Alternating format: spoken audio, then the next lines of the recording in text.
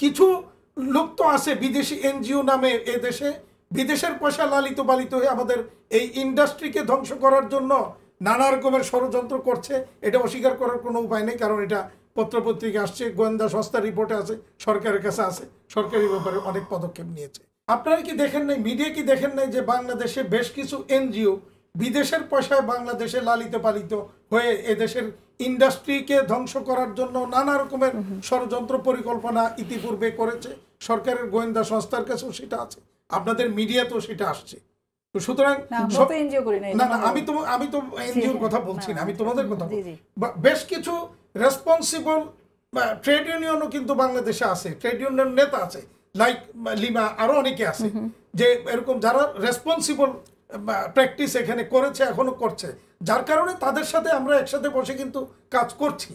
এটা এর মধ্যে কোনো দ্বিমত নেই আমাদের। কিন্তু কিছু লোক তো আছে বিদেশি এনজিও নামে এ দেশে বিদেশের পয়সা লালিত পালিত হয়ে আমাদের এই ইন্ডাস্ট্রিকে ধ্বংস করার জন্য নানা রকমের ষড়যন্ত্র করছে।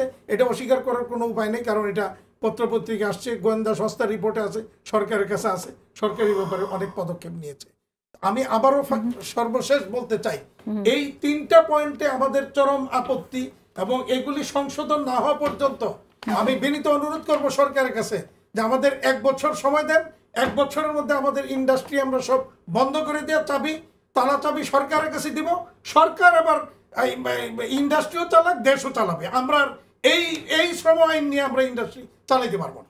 আচ্ছা, গার্মেন্টস শিল্পের এখন কি অবস্থা ওভারঅল? যদি চরম সংকটে গার্মেন্টস শিল্প, আপনি যদি দেখেন গত লিমা তথ্য দিল যেটা এই মাসে পজিটিভ, হয়তো আমি জানি না, এখন আমি তো ইয়েটা পাই নাই, গত মাসে 10% নেগেটিভ ছিল।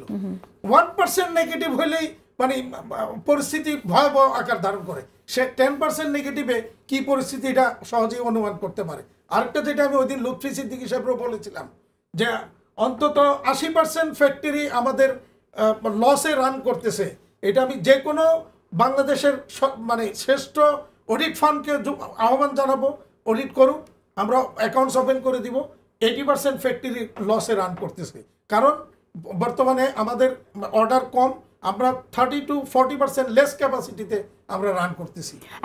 এখন আপনার কি মনে হয় যে কি হলে আসলে উত্তরণটা ঘটবে? অনেকে বলছে নির্বাচিত সরকারের পর হবে, এরকম কিছু অনেক পলিসি বিষয় আছে। আমরা যেটা বারবার বলেছি যে ইন্ডাস্ট্রি এবং অর্থনীতি আইসিইউতে আছে, আইসিইউতে থাকলে রোগীকে স্পেশাল ট্রিটমেন্ট দিতে হয়।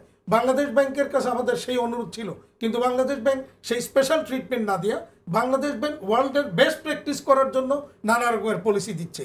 তো একটা সাধারণ মানুষ সাধারণ অবস্থায় বেস্ট প্র্যাকটিস করতে পারে, বাট আইসিইউতে যখন থাকে তখন কিন্তু বেস্ট প্র্যাকটিস করা সম্ভব না। সুতরাং এই পরিস্থিতিতে আপনি যখন একটা রুগী আইসিইউতে থাকে, তাকে নানা রকমের লাইফ সাপোর্ট মেডিসিন, নানা রকমের যন্ত্রপাতি লাগানো থাকে। আপনি যদি হঠাৎ করে বলেন এলডিসি গ্রাজুয়েশনের দোয়াই দিয়া সকল প্রকার আমার যে ফ্যাসিলিটিগুলি ছিল, বিভিন্ন রকমের প্রণোদনা ছিল, ইনসেন্টিভ ছিল, সব প্রত্যাহার করে নিয়ে যদি আপনি ছেড়ে দেন, তাহলে সেই রুগী আর বাঁচবে না। পরিস্থিতি ওই পর্যায়ে আছে।